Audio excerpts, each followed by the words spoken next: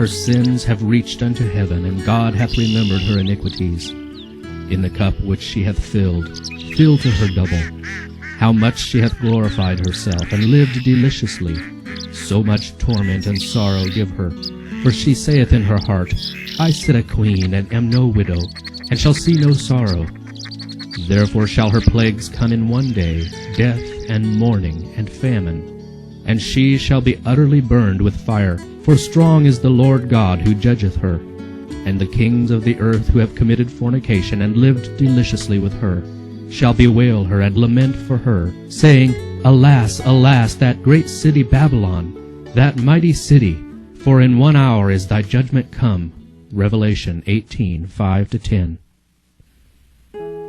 The merchants of the earth, that have waxed rich through the abundance of her delicacies, shall stand afar off for the fear of her torment, weeping and wailing, and saying, Alas, alas, that great city, that was clothed in fine linen, and purple, and scarlet, and decked with gold, and precious stones, and pearls. For in 1 hour so great riches is come to naught. Revelation 18:11-3 and 15-17. Such are the judgments that fall upon Babylon in the day of the visitation of God's wrath. She has filled up the measure of her iniquity. Her time has come. She is ripe for destruction. When the voice of God turns the captivity of his people, there is a terrible awakening of those who have lost all in the great conflict of life. While probation continued, they were blinded by Satan's deceptions, and they justified their course of sin. The rich prided themselves upon their superiority to those who were less favored, but they had obtained their riches by violation of the law of God. They had neglected to feed the hungry, to clothe the naked, to deal justly, and to love mercy. They had sought to exalt themselves and to obtain the homage of their fellow creatures. Now they are stripped of all that made them great, and are left destitute and defenseless. They look with terror upon the destruction of the idols, which they preferred before their Maker. They have sold their souls for earthly riches and enjoyments, and have not sought to become rich toward God. The result is, their lives are a failure. Their pleasures are now turned to gall, their treasures to corruption. The gain of a lifetime is swept away in a moment. The rich bemoan the destruction of their grand houses, the scattering of their gold and silver, but their lamentations are silenced by the fear that they themselves are to perish with their idols. The wicked are filled with regret, not because of their sinful neglect of God and their fellow men, but because God has conquered. They lament that the result is what it is, but they do not repent of their wickedness. They would leave no means untried to conquer if they could. The world see the very class whom they have mocked and derided and desired to exterminate pass unharmed through pestilence, tempest, and earthquake. He who is to the transgressors of his law a devouring fire is to his people a safe pavilion. The minister who has sacrificed truth to gain the favor of men now discerns the character and influence of his teachings. It is apparent that the omniscient eye was following him as he stood in the desk, as he walked the streets, as he mingled with men in the various scenes of life. Every emotion of the soul, every line written, every word uttered, every act that led men to rest in a refuge of falsehood has been scattering seed. And now, in the wretched lost souls around him, he beholds the harvest. Saith the Lord, They have healed the hurt of the daughter of my people slightly, saying, Peace, peace, when there is no peace. With lies ye have made the heart of the righteous sad, whom I have not made sad, and strengthened the hands of the wicked, that he should not return from his wicked way, by promising him life. Jeremiah 8:11 and Ezekiel 13:22. Woe be unto the pastors that destroy and scatter the sheep of my pasture. Behold, I will visit upon you the evil of your doings. Howl, ye shepherds, and cry, and wallow yourselves in the ashes, ye principal of the flock. For your days for slaughter and of your dispersions are accomplished, and the shepherds shall have no way to flee, nor the principal of the flock to escape. Jeremiah 23:1 and 2, 25:34 and 5. Ministers and people see that they have not sustained the right relation to God. They see that they have rebelled against the author of all just and righteous law.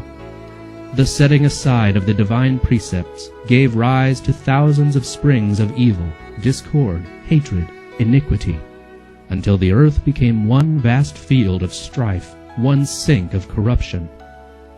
This is the view that now appears to those who rejected truth and chose to cherish error. No language can express the longing which the disobedient and disloyal feel for that which they have lost forever, eternal life. Men whom the world has worshipped for their talents and eloquence now see these things in their true light. They realize what they have forfeited by transgression, and they fall at the feet of those whose fidelity they have despised and derided, and confess that God has loved them. The people see that they have been deluded. They accuse one another of having led them to destruction, but all unite in heaping their bitterest condemnation upon the ministers. Unfaithful pastors have prophesied smooth things. They have led their hearers to make void the law of God, and to persecute those who would keep it holy. Now, in their despair, these teachers confess before the world their work of deception. The multitudes are filled with fury. "We are lost," they cry, "and you are the cause of our ruin."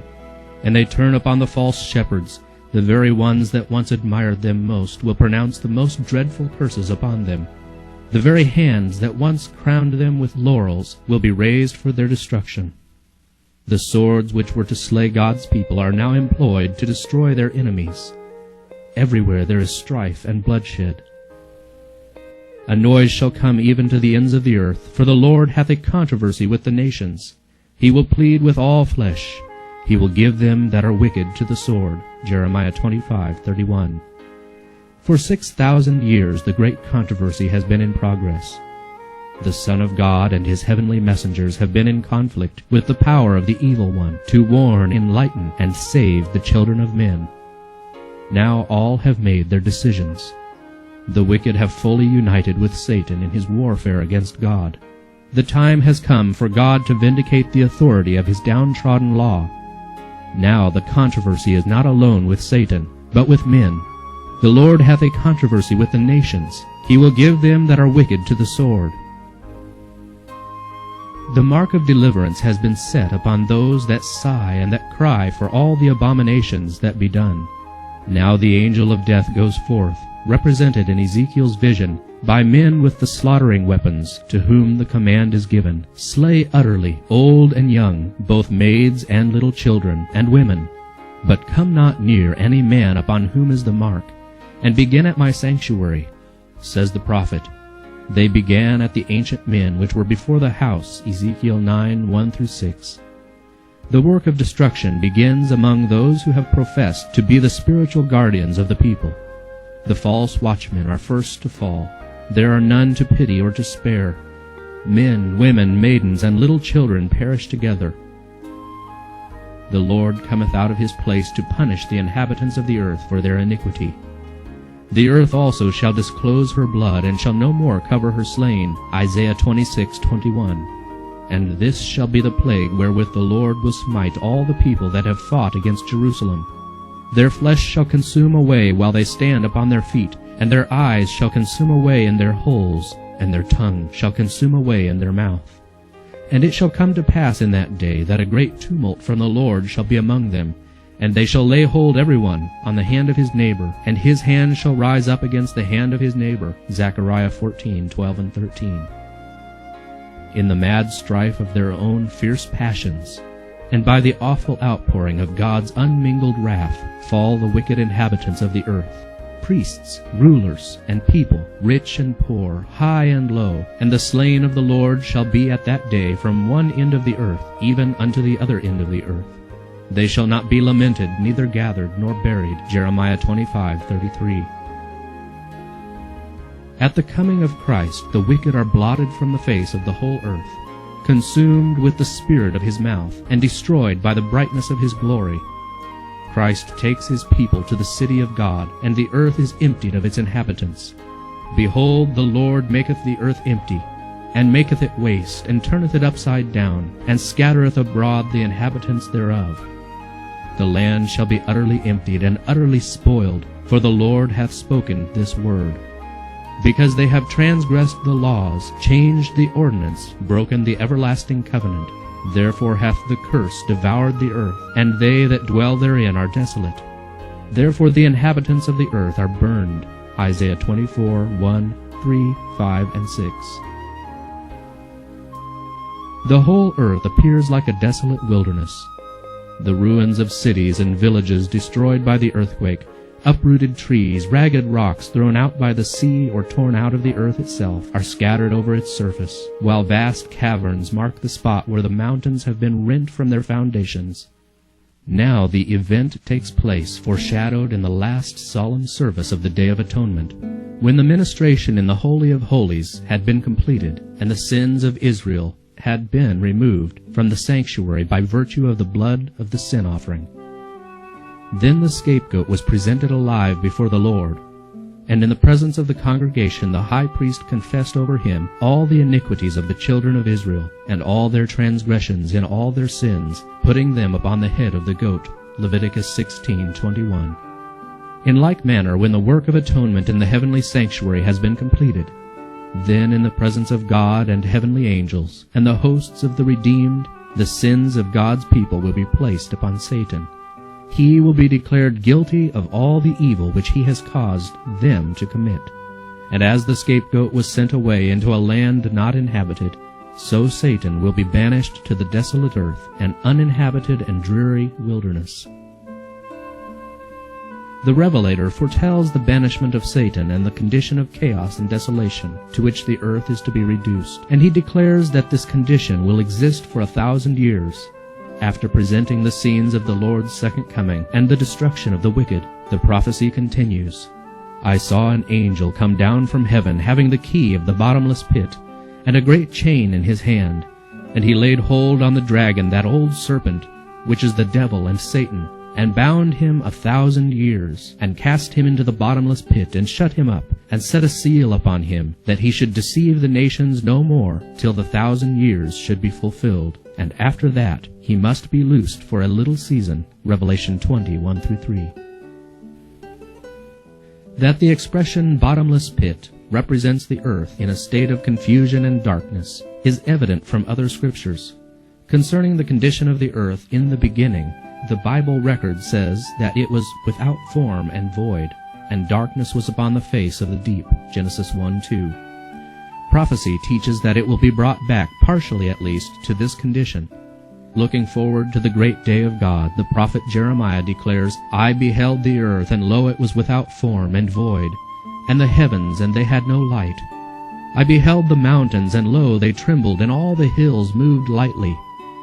I beheld, and lo, there was no man, and all the birds of the heavens were fled. I beheld, and lo, the fruitful place was a wilderness, and all the cities thereof were broken down. Jeremiah 4:23-26. Here is to be the home of Satan with his evil angels for 1,000 years. Limited to the earth, he will not have access to other worlds, to tempt and annoy those who have never fallen. It is in this sense that he is bound. There are none remaining upon whom he can exercise his power. He is wholly cut off from the work of deception and ruin, which for so many centuries has been his sole delight. The prophet Isaiah, looking forward to the time of Satan's overthrow, exclaims, How art thou fallen from heaven, O Lucifer, son of the morning! How art thou cut down to the ground, which didst weaken the nations! Thou hast said in thine heart, I will ascend into heaven, I will exalt my throne above the stars of God, I will be like the Most High. Yet thou shalt be brought down to hell, to the sides of the pit. They that see thee shall narrowly look upon thee, and consider thee, saying, Is this the man that made the earth to tremble, that did shake kingdoms, that made the world as a wilderness, and destroyed the cities thereof, that opened not the house of his prisoners? Isaiah 14:12-17. For 6,000 years, Satan's work of rebellion has made the earth to tremble. He has made the world as a wilderness, and destroyed the cities thereof. And he opened not the house of his prisoners. For 6,000 years his prison house has received God's people, and he would have held them captive forever, but Christ has broken his bonds and set the prisoners free. Even the wicked are now placed beyond the power of Satan, and alone with his evil angels he remains to realize the effect of the curse which sin has brought. The kings of the nations, even all of them, lie in glory, every one in his own house, the grave. But thou art cast out of thy grave like an abominable branch. Thou shalt not be joined with them in burial, because thou hast destroyed thy land and slain thy people. Isaiah 14:18-20. For 1,000 years Satan will wander to and fro in the desolate earth, to behold the results of his rebellion against the law of God. During this time his sufferings are intense. Since his fall, his life of unceasing activity has banished reflection, but he is now deprived of his power and left to contemplate the part which he has acted since first he rebelled against the government of heaven, and to look forward with trembling and terror to the dreadful future when he must suffer for all the evil that he has done, and be punished for the sins that he has caused to be committed. To God's people the captivity of Satan will bring gladness and rejoicing. Says the prophet, "It shall come to pass in the day that Jehovah shall give thee rest from thy sorrow, and from thy trouble, and from the hard service wherein thou wast made to serve, that thou shalt take up this parable against the king of Babylon," here representing Satan, "and say, How hath the oppressor ceased? Jehovah hath broken the staff of the wicked, the scepter of the rulers, that smote the peoples in wrath with a continual stroke, that ruled the nations in anger with a persecution that none restrained." Verses 3-6, Revised Version. During the 1,000 years between the first and the second resurrection, the judgment of the wicked takes place. The Apostle Paul points to this judgment as an event that follows the second advent. "Judge nothing before the time until the Lord come, who both will bring to light the hidden things of darkness, and will make manifest the counsels of the hearts." 1 Corinthians 4:5. Daniel declares that when the Ancient of Days came, judgment was given to the saints of the Most High. Daniel 7:22. At this time the righteous reign as kings and priests unto God. John in the Revelation says, "I saw thrones, and they sat upon them, and judgment was given unto them. And they shall be priests of God and of Christ, and shall reign with him 1,000 years." Revelation 20:4-6. It is at this time that, as foretold by Paul, the saints shall judge the world. 1 Corinthians 6:2. In union with Christ they judge the wicked, comparing their acts with the statute book, the Bible, and deciding every case according to the deeds done in the body. Then the portion which the wicked must suffer is meted out, according to their works, and it is recorded against their names in the book of death. Satan also and evil angels are judged by Christ and his people. Says Paul, "Know ye not that we shall judge angels?" Verse 3. And Jude declares that the angels which kept not their first estate, but left their own habitation, he hath reserved in everlasting chains, under darkness unto the judgment of the great day. Jude 6. At the close of the 1,000 years, the second resurrection will take place. Then the wicked will be raised from the dead and appear before God for the execution of the judgment written. Thus the Revelator, after describing the resurrection of the righteous, says, "The rest of the dead lived not again until the 1,000 years were finished." Revelation 20:5. And Isaiah declares concerning the wicked, "They shall be gathered together as prisoners are gathered in the pit, and shall be shut up in the prison, and after many days shall they be visited." Isaiah 24:22.